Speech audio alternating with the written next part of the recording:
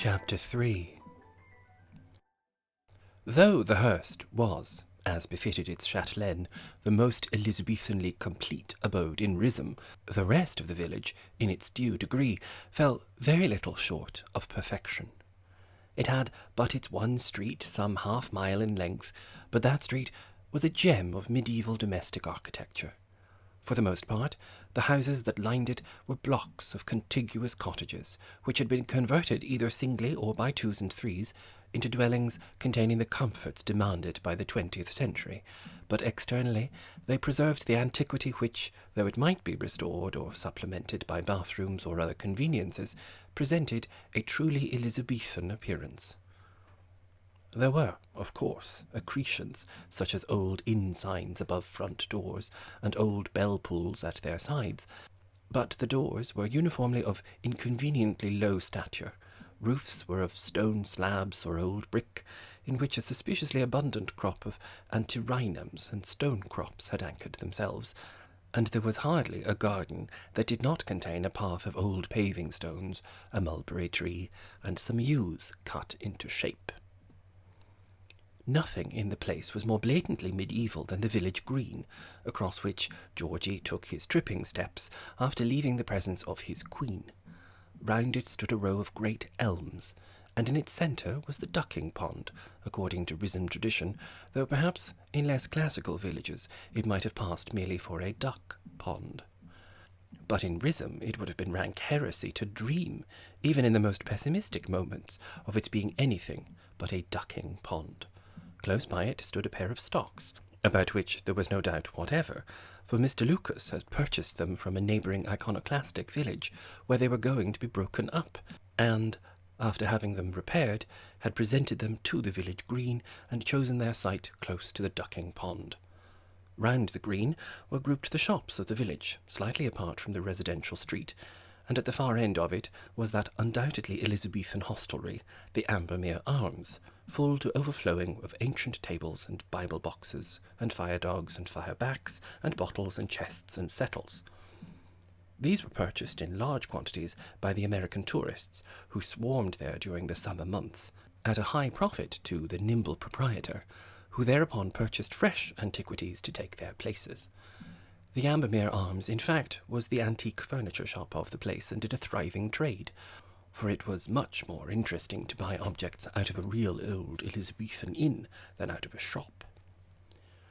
Georgie had put his smart military cape over his arm for his walk, and at intervals applied his slim forefinger to one nostril, while he breathed in through the other, continuing the practice which he had observed going on in Mrs. Quantock's garden. Though it made him a little dizzy, it certainly produced a sort of lightness, but soon he remembered the letter from Mrs. Quantock which Lucia had read out, warning her that these exercises ought to be taken under instruction, and so desisted. He was going to deliver Lucia's answer at Mrs. Quantock's house, and with a view to possibly meeting the Guru, and being introduced to him, he said over to himself, "Guru, Guru, Guru," instead of doing deep breathing, in order to accustom himself to the unusual syllables. It would, of course, have been very strange and un-Rhythm-like to have gone to a friend's door, even though the errand was so impersonal a one as bearing somebody else's note, without inquiring whether the friend was in, and being instantly admitted if she was. And, as a matter of fact, Georgie caught a glimpse, when the knocker was answered — Mrs. Quantock did not have a bell at all — through the open door of the hall, of Mrs. Quantock standing in the middle of the lawn on one leg. Naturally, therefore, he ran out into the garden without any further formality. She looked like a little round fat stork, whose legs had not grown, but who preserved the habits of her kind. "Dear lady, I've brought a note for you," he said. "It's from Lucia." The other leg went down, and she turned on him the wide, firm smile that she had learned in the vanished days of Christian Science. Said Mrs. Quantock, expelling the remainder of her breath. "Thank you, my dear Georgie. It's extraordinary what yoga has done for me already. Cold quite gone. If ever you feel out of sorts, or depressed, or cross, you can cure yourself at once. I've got a visitor staying with me." "Have you indeed? asked Georgie, without alluding to the thrilling excitements which had trodden so close on each other's heels since yesterday morning when he had seen the guru in Rush's shop. Yes, and as you've just come from dear Lucia's, perhaps she may have said something to you about him, for I wrote to her about him. He's a guru of extraordinary sanctity from Benares, and he's teaching me the way. You shall see him too, unless he's meditating. I will call to him. If he's meditating, he won't hear me, so we shan't be interrupting him. He wouldn't hear a railway accident if he was meditating. She turned round towards the house. Guru, dear, she called. There was a moment's pause, and the Indian's face appeared at a window. Beloved lady, he said. Guru, dear, I want to introduce a friend of mine to you, she said. This is Mr. Benson, and when you know him a little better, you will call him Georgie. Beloved lady, I know him very well indeed. I see into his clear, white soul. Peace be unto you, my friend. Isn't he marvellous? Fancy, said Mrs. Quantock, in an aside. Georgie raised his hat very politely. How do you do? He said.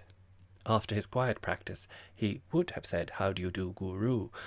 But it rhymed in a ridiculous manner, and his red lips could not frame the word. I am always well, said the Guru.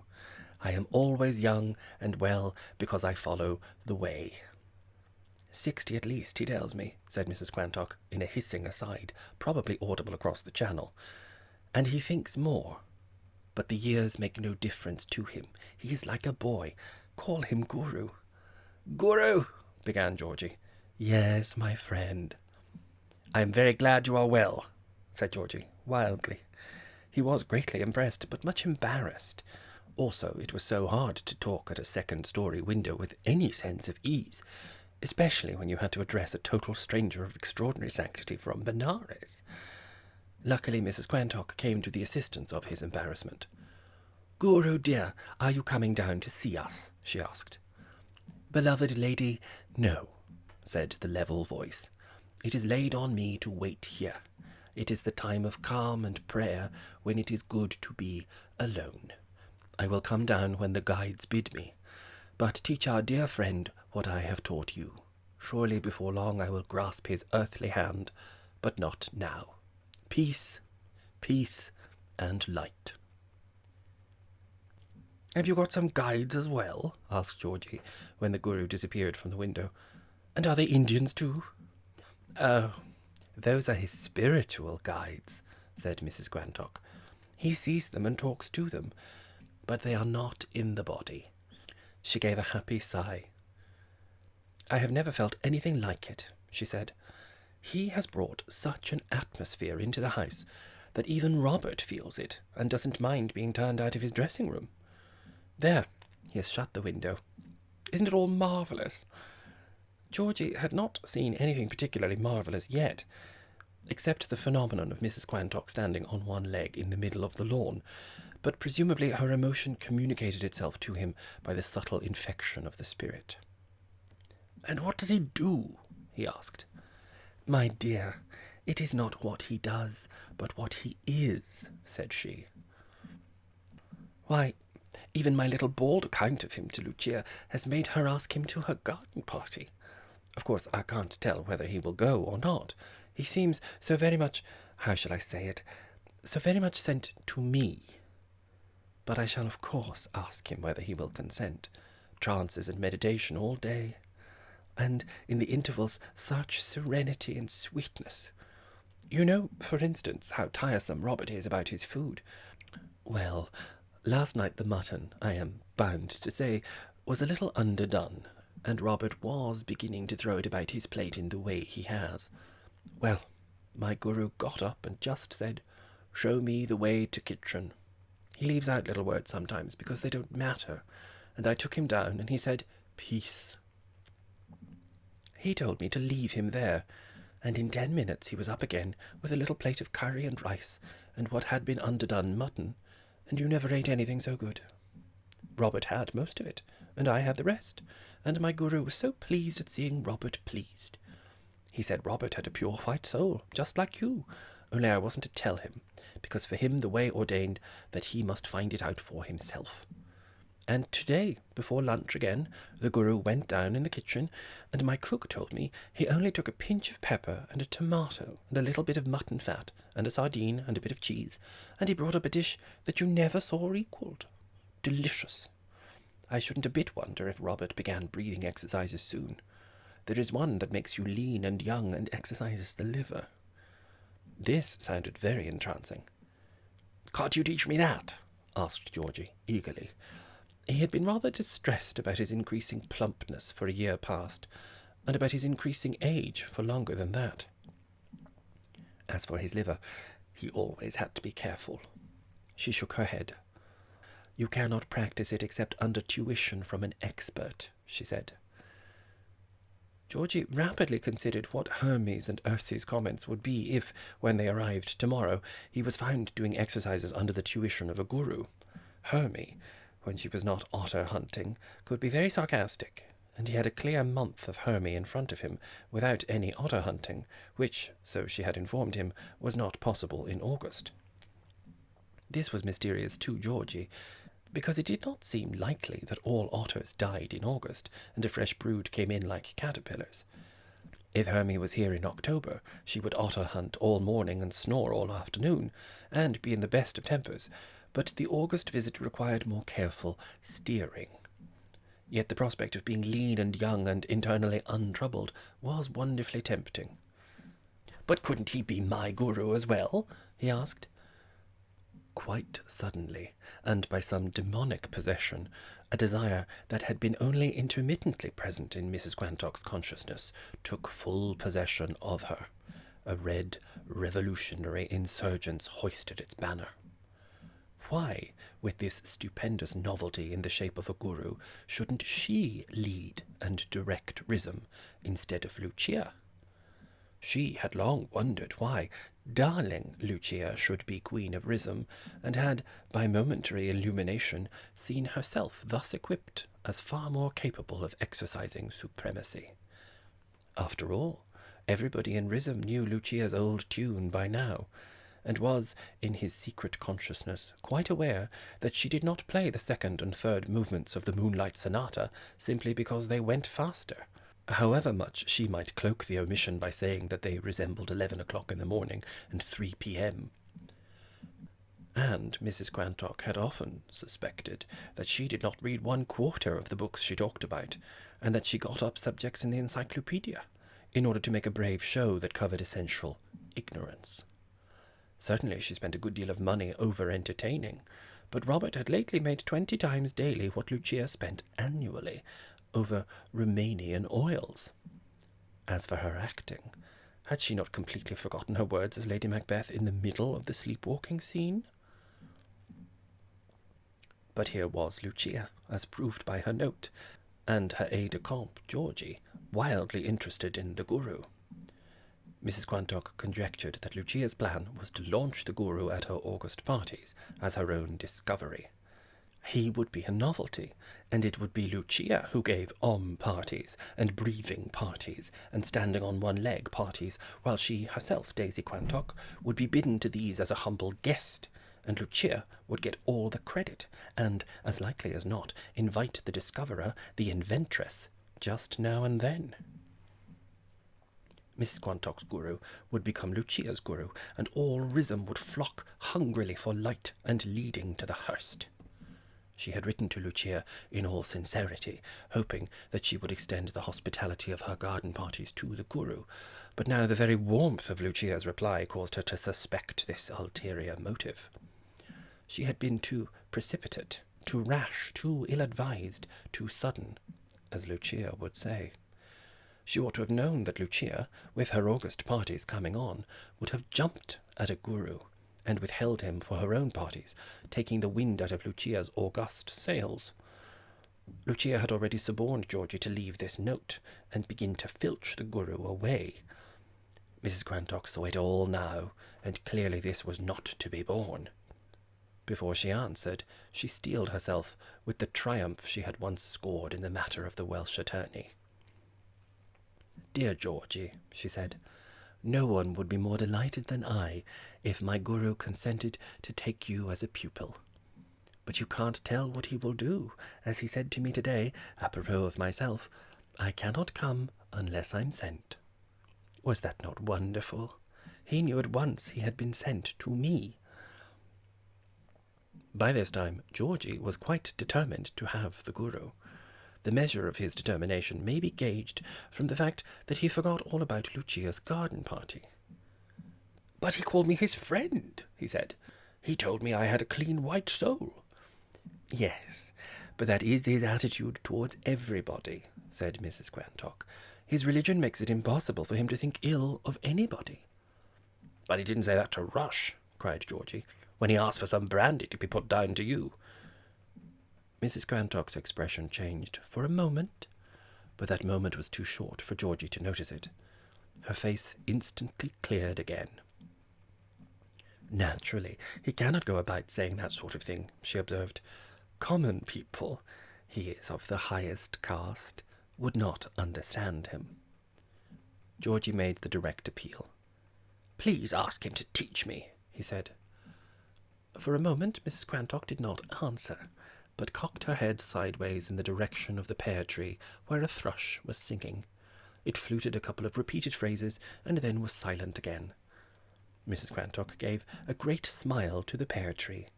"Thank you, little brother," she said. She turned to Georgie again.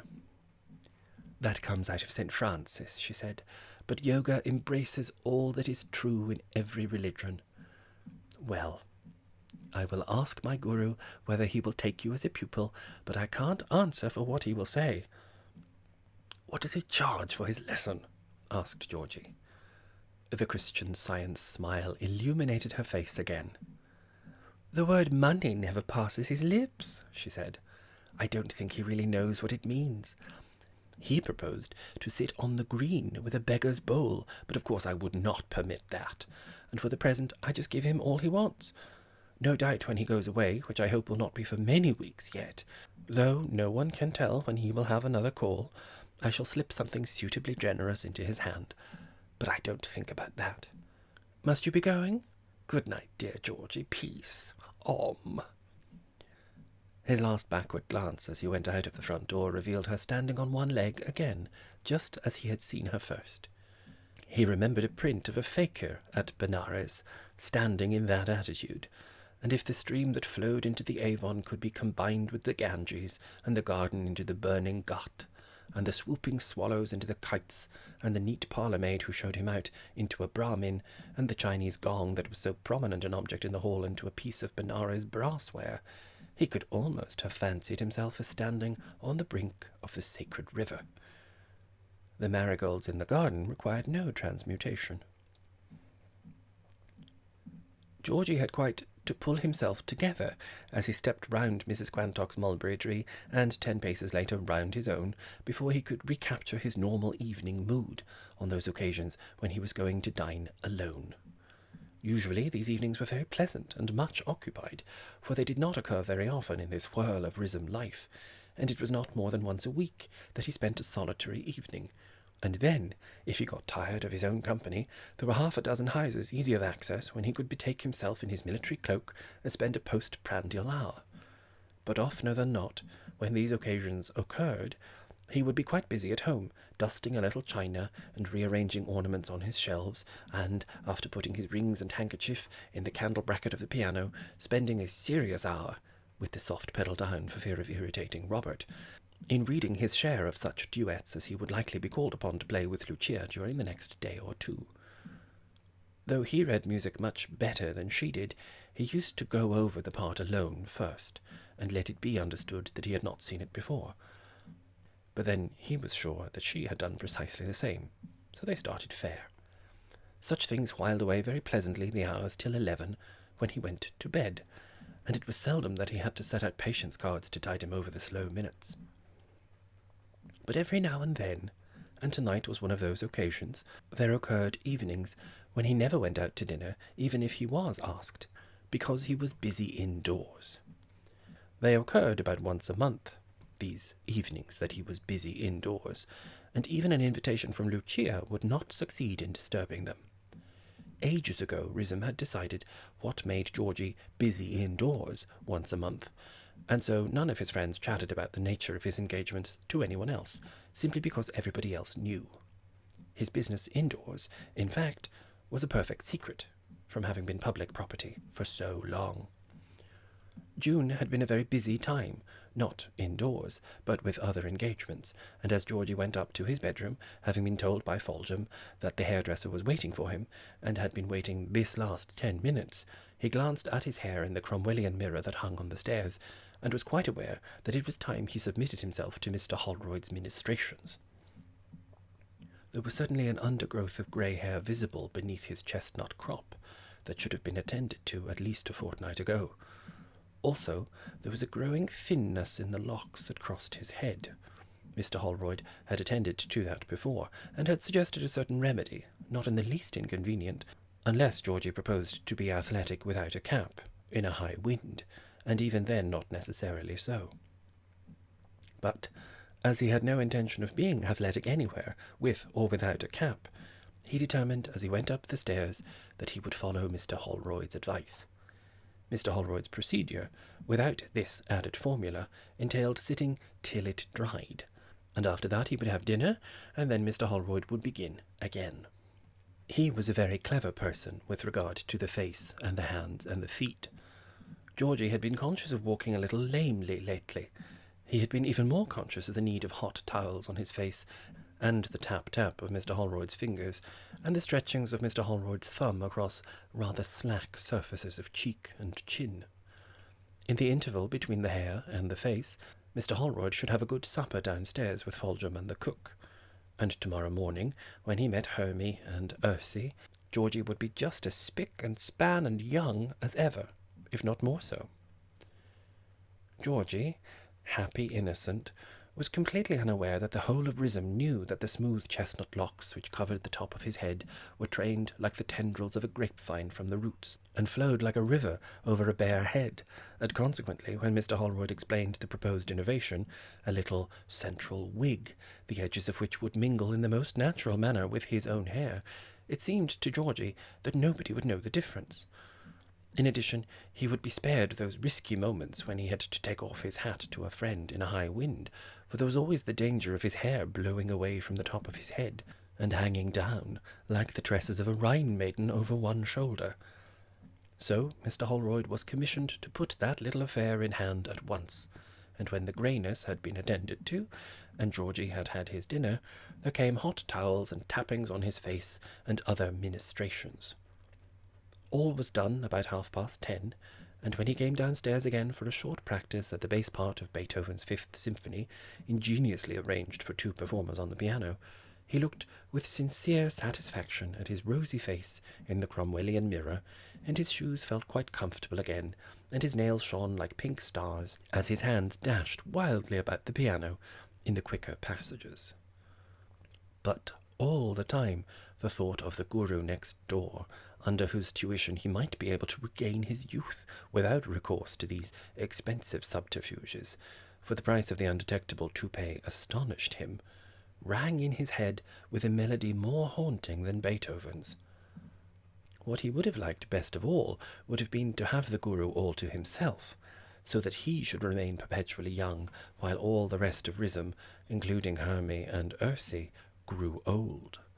Then, indeed, he would be king of the place, instead of serving the interests of its queen. He rose with a little sigh, and after adjusting the strip of flannel over the keys, shut his piano, and busied himself for a little with a soft duster over his cabinet of bibelots, which not even Foljambe was allowed to touch. It was generally understood that he had inherited them, though the inheritances chiefly passed to him through the medium of curiosity shops, and there were several pieces of considerable value among them.